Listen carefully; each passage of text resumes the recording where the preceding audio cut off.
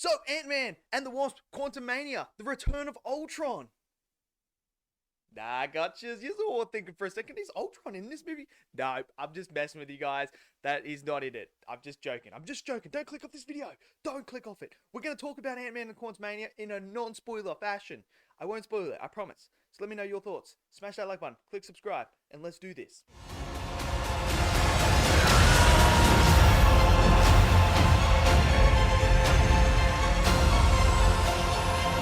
Okay, so Ant-Man and the Wasp Quantumania, the third Ant-Man in the MCU. I never thought we'd get an Ant-Man 3. Never thought that. I mean, hey, it is what it is. Look, this was a movie I was super excited for. This was on my top 10 most anticipated list. It was probably my most anticipated, well, it is my most anticipated MCU film of the year, even more than Guardians 3. And it was also my most anticipated DC film, like above all the DC films as well. Now, I think the only superhero movie that was above it was actually Spider-Man Into the Spider-Verse. That's the only one. This one I was so hyped for because Kang the Conqueror was in it. I absolutely love Kang, and when I saw Jonathan Majors at the end of Loki, I was absolutely hyped instantly. I did have a concern though, because I always felt Kang the Conqueror was always going to be an Avengers level threat. He wasn't going to be just an Ant-Man villain. Like, how can you just have Kang as an Ant-Man villain and not have him as an Avengers level threat? So I was a bit worried, and then obviously we got the announcement of Kang Dynasty and everything like that, that Kang was going to be the main villain of the Multiverse Saga. So that automatically, I was just like, cool. It's not going to be like that. So what did I think of Ant-Man and the Wasp, Quantumania? Look, I'm going to tell you right now. A lot of people have been saying that they don't like this movie, and a lot of people have been saying they like this movie. I am definitely in, I like this movie. Now, for me, I'm a huge sci-fi fan. This was an absolutely fantastic sci-fi movie for me. I was living it up. I loved it. I thought it was absolutely fantastic from every standpoint. Look, this really did give me Star Wars vibes. This really gave me Star Trek vibes. This really gave me, at one point, John Carter vibes as well. Like, there were so many sci-fi elements in here that just felt like it was a space adventure that I enjoy so much. I thought the design of the different beings that were in the quantum realm was fantastic. I loved the design of them all different and unique. It was brilliant. Now, I know a lot of people have been saying something about the CGI and the visual effects and stuff like that. For me personally, I thought this movie looked quite good. I have to give a shout out to the visual effects team. Whoever worked on this, you guys deserve a round of applause because this was visually stunning for me on the IMAX theater. I thought it looked absolutely incredible. The quantum realm looked so beautiful. It looked really fantastic. So you guys got to give yourselves a pat on the back because you guys absolutely nailed that. The design though of Kang the Conqueror. Wow. I never ever thought you would be able to get Kang the Conqueror's costume from the comics and put it on a live screen action, but they did, and it looked absolutely incredible. Spectacular. Oh my word. And I tell you what, let's just talk about Kang the Conqueror for a second. You remember that purple guy that showed up, that decided he was going to wipe half of existence like that with a snap of a finger? You remember that guy? That guy that was actually a pretty good villain, one of the top tier villains of all time, some people argue. Well, guess what? Imagine a character who makes him look like a little pussy ass. That's what Kang the Conqueror did in this movie. Kang is absolutely the badass in this movie. I was worried, but I tell you what, he walked off as the highlight of this movie.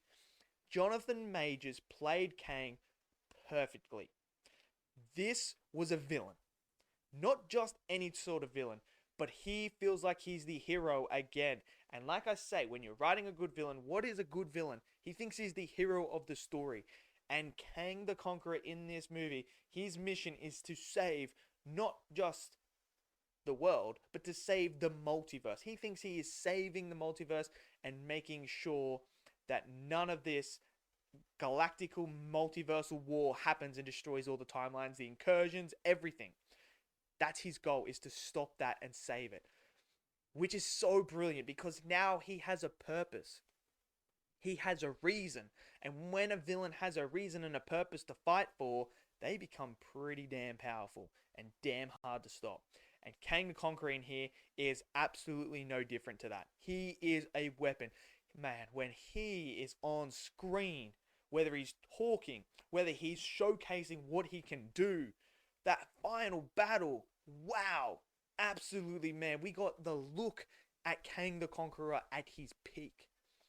It makes me super excited for the Avengers Kang of Dynasty. It really does. The Kang Dynasty, I'm so excited for that movie. And Jonathan Majors nailed it. I love the comedy. There is comedy in here, but I think we have seen in the past MCU movies like Thor: Love and Thunder really lean too much in the comedy element rather than balancing that comedy side and the dark elements to that story. I felt like this movie did it a lot better.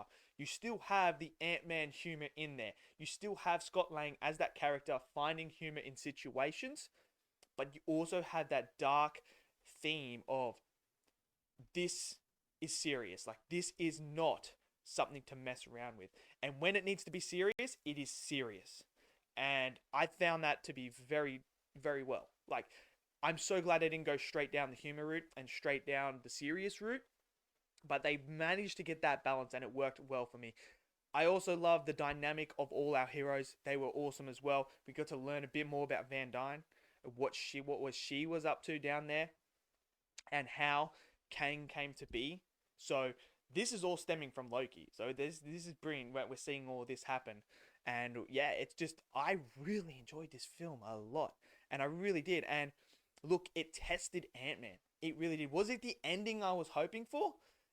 No, not entirely, but I do love this ideology of Kang is trying to save the multiverse, but it's sort of that theme that Sylvie and Loki faced in their one. Do I kill this guy and take my chances, or do I not kill him and I take over? So it's this ideology of like, do I kill this guy? Is he telling the truth that what is coming next is worse than what he is? That's the question, and I love that idea. Like, do we kill this Kang guy who can save the multiverse and let it go out? What do we do? And that's awesome. I absolutely love that. So for me, this was definitely one of the better MCU movies, and I absolutely loved it. I know some people are probably going to call me a Disney shill. They're going to be like, oh, you're just shilling for Disney. No, I actually genuinely like this film quite a lot. I love the elements that were in it.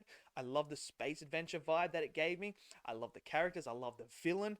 Is Kang one of the best villains in the MCU? Yeah, I'm ready to say that.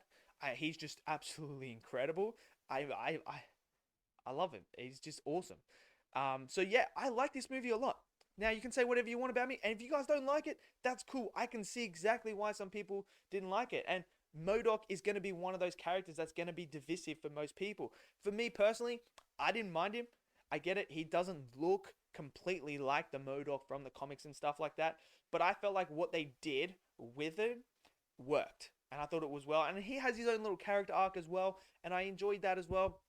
He could have done better. Yes, obviously. This movie isn't perfect. There are some issues. I have some issues with the final battle bit as well. I would have liked a different sort of ending to it, and I thought that would be a bit more powerful. I thought the ending was a bit cheap. I do admit that. It was a bit cheap. As for the post-credits, the first one, wow. The first one really sets up what's coming next. And it just shows you the case of what is about to happen in the next few years and how big it's going to be. So I'm excited for that. And the second post-credit scene made me excited for another property that's coming as well. So that was great. So for me, Ant-Man and the Wasp: Quantumania was a massive hit for me. I enjoyed it. It's one that I'm going to go back and rewatch again because I absolutely loved it. I thought it was great. So for me, it worked. So let me know your comments down. Can't even speak, can I? Let me know your comments down below in that section. Smash that like button, click subscribe, and I'll see you guys next video. Until then, stay safe. Peace out.